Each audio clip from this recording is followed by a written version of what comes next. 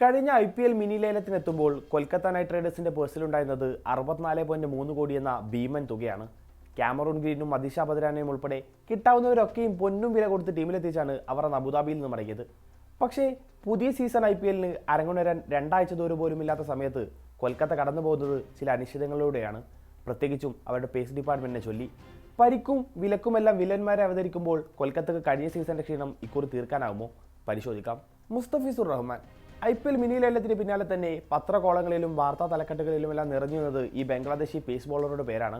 9.2 കോടി രൂപക്ക് KKR ടീമിലെത്തിച്ച താരത്തിന്റെ IPLിലെ പരിചയസമ്പത്ത് തങ്ങളുടെ പേസ് ഡിപ്പാർട്ട്മെന്റിന് ഒരു മുതൽക്കൂട്ടാവുമെന്നായിരുന്നു ഫ്രാഞ്ചൈസിയുടെ കണക്കുകൂട്ടൽ. പക്ഷേ കൊൽക്കത്ത ഹരിച്ചും കുണിച്ചും കണ്ടെത്തിയ ഉത്തരങ്ങൾക്ക് മേൽ BCCI ഒരു ചുവന്ന വര വരച്ചു. രാഷ്ട്രീയ കാരണങ്ങളെ തുടർന്ന് ടീമിന് മുസ്തഫിസുറിനെ റിലീസ് ചെയ്യേണ്ടി വന്നു.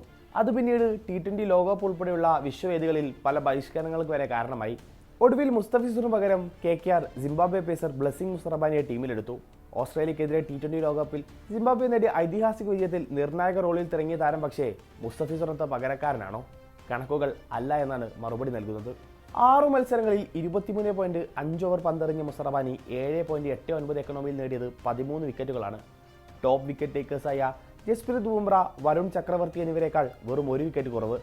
എന്നാൽ മുസ്തഫാനി നേടിയ 13 വിക്കറ്റുകളിൽ ഏറെയും വന്നത് പവർ പ്ലേയിലോ അല്ലെങ്കിൽ ആദ്യ 10 ഓവറിലോ ആണ്. അതായത് ഡെത്ത് ഓവറുകളിൽ മുസ്തഫാനി എത്രത്തോളം അപകടകാരിയാണെന്നത് കണ്ടറിയേണ്ട ഒന്നാണ്. കൊൽക്കത്ത മുസ്തഫിസുറിനെ മിസ് ചെയ്യുന്നതും ഇവിടെയാണ്.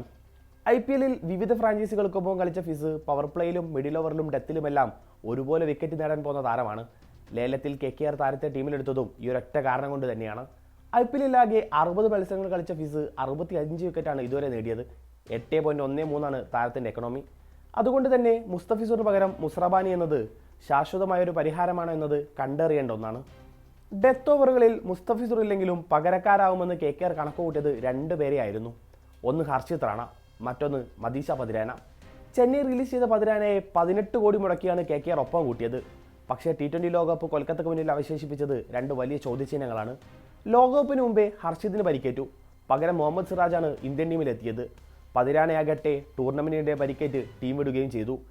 ഇനിയും പരിക്കിൽ നിന്ന് മോചിതരാകാത്ത താരം ഇതുവരെ KKR ക്യാമ്പിൽ എത്തിയിട്ടില്ല. നമാൻ അവാർഡ്സിൽ ക്രച്ചസിലെത്തിയ ഹർഷിതിന്റെ ചിത്രങ്ങൾ ഇപ്പോൾ സോഷ്യൽ മീഡിയയിൽ വൈറലാണ്. താരത്തിന്റെ IPL ഭാവിയെ പറ്റി ചർച്ചകൾ ക്രിക്കറ്റ് സർക്കിളിൽ പുരോഗമിക്കുന്നുണ്ട്. ഹർഷിതിന് പകരം ചേതൻ സക്കരിയ, പതിരാനക്ക് ബദലായി അമേരിക്കൻ ബോളർ ഷാഡ്ലി വാൽ ഷാൽക്വിക്. ഈ 2 പേരുകളാണ് കഴിഞ്ഞ കുറേ ദിവസമായി പകരക്കാരുടെ റോളിൽ ഉയർന്നു കേൾക്കുന്നത്. ചേതൻ മുമ്പ് KKRനായി കളിച്ച താരമാണ്.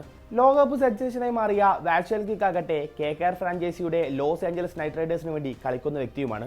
പക്ഷേ ഏറ്റവും പുതിയ റിപ്പോർട്ട് പ്രകാരം KKR ഹർഷിതിനും പതിരാനക്കും പകരക്കാരെ തേടുന്നില്ല. പരിക്കിൽ നിന്നും മോചിതരായി ഇരുവരും ഉടൻ ടീമിനൊപ്പം ചേരുമെന്നാണ് ഫ്രാഞ്ചൈസി കരുതുന്നത്.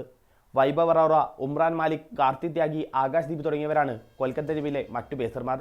ഇവരെല്ലാം ന്യൂ ബോളിൽ മിടുക്കരാണെങ്കിലും ഡെത്തിൽ എന്ത് ചെയ്യുമെന്ന് കണ്ടറിയുക തന്നെ വേണം. സ്പേസ് ഡിപ്പാർട്ട്മെന്റിൽ ആശങ്കകളുണ്ടെങ്കിലും KKRന്റെ സ്പിൻ യൂണിറ്റ് ആരെയും വിറപ്പിക്കുമെന്ന് നിസ്സംശയം പറയാം. ഒരറ്റത്ത് സുനിൽ നാരായൺ പന്തെടുക്കുമ്പോൾ മറുപുറത്തെത്തുക വരുൺ ചക്രവർത്തിയാണ്.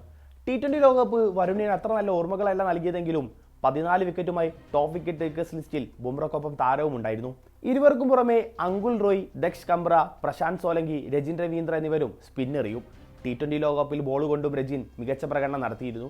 ദക്ഷ് കംബ്രയും അങ്കുൽ റോയുമെല്ലാം ഡൊമസ്റ്റിക് ക്രിക്കറ്റിൽ തങ്ങളുടെ മികവ് പുറത്തെടുത്തവരാണ്. മിസ്റ്ററി സ്പിന്നറായി പേരെടുത്ത ഹരിയാനക്കാരനായ ദക്ഷിനെ ഒരു ഫ്യൂച്ചർ അസറ്റായി കൂടിയാണ് KKR കരുതുന്നത്. കാമറൂൺ ഗ്രീൻ കഴിഞ്ഞ IPL മിനി ലേലത്തിൽ സകല ഫ്രാഞ്ചൈസികളും ടീമിലെത്തിക്കാൻ ആഗ്രഹിച്ച പേരുകളിലൊന്ന് ഈ ഓസ്ട്രേലിയക്കാരൻ്റെതായിരുന്നു. ഒരുപക്ഷെ IPLിലെ ഏറ്റവും വലിയ ബിഡ്ഡിംഗ് വാർ നടക്കുമെന്ന് തോന്നിപ്പിച്ചൊരു പേര്. ഒടുവിൽ 25.2 കോടിക്ക് താരത്തെ ടീമിലെടുക്കുമ്പോൾ KKR CEO വെങ്കി മൈസൂരിൻ്റെ മുഖത്ത് എന്തെന്നില്ലാത്ത സന്തോഷമുണ്ടായിരുന്നു. പക്ഷേ പടിയിറങ്ങിയ ലോകകപ്പ് ആ സന്തോഷമെല്ലാം വടിച്ചെടുത്ത് കൊണ്ടുപോയെന്ന് സംശയിക്കുന്നു. ഒരു ടീം എന്ന നിലയിൽ ഓസ്ട്രേലിയയും വ്യക്തി എന്ന നിലയിൽ ഗ്രീനും മറക്കാൻ ആഗ്രഹിക്കുന്ന ലോകകപ്പാണ് കഴിഞ്ഞുപോയത്.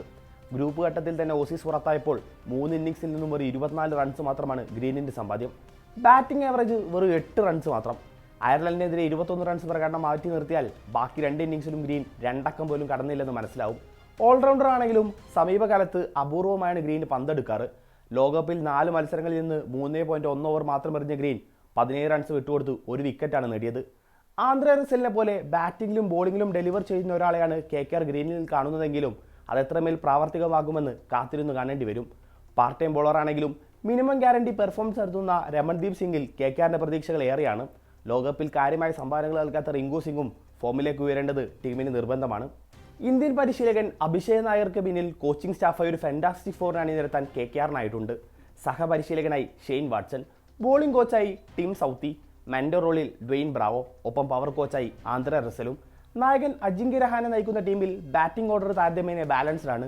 ലോകകപ്പിലെ കിവി ഓപ്പണിംഗ് പെയറായ Tim Seifert, Finn Allen, Windies power hitter Rovman Powell, Indian താരങ്ങളായ മനീഷ് പാണ്ഡെ, അങ്കികൃഷ് രഘുവൻഷി, രാഹുൽ ത്രിപാഠി, തേജസ്വി സിംഗ് എന്നിവർക്ക് പുറമെ റിങ്കു, രമൺദീപ്, രജിൻ രവീന്ദ്ര, സാർത്ഥക് രഞ്ജൻ, അങ്കുൽ റോയ് തുടങ്ങിയ ഓൾറൗണ്ടർമാരും ബാറ്റെടുക്കാൻ പോകുന്നവരാണ്. മാർച്ച് 29-ന് മുംബൈ ഇന്ത്യൻസിനെതിരെ വാങ്കഡയിലാണ് കൊൽക്കത്തയുടെ ആദ്യ മത്സരം. ഏപ്രിൽ 2-ന് സൺറൈസേഴ്സിനെതിരെ ഈഡൻ ഗാർഡൻസിൽ ആദ്യ ഹോം മത്സരവും കളിക്കും. കഴിഞ്ഞ സീസണിൽ 8ാം സ്ഥാനത്ത് ഫിനിഷ് ചെയ്ത KKR ഇക്കുറി എവിടെ ഫിനിഷ് ചെയ്യും? ആശിഷ് നെഹ്റക്കും ചന്ദ്രകാന്ത് പണ്ഡിറ്റിനു ശേഷം IPL നേടുന്ന ആദ്യ ഇന്ത്യൻ പരിശീലകനായി അഭിഷേക് നായർ മാറുമോ? നിങ്ങളുടെ അഭിപ്രായങ്ങൾ പങ്കുവെക്കൂ.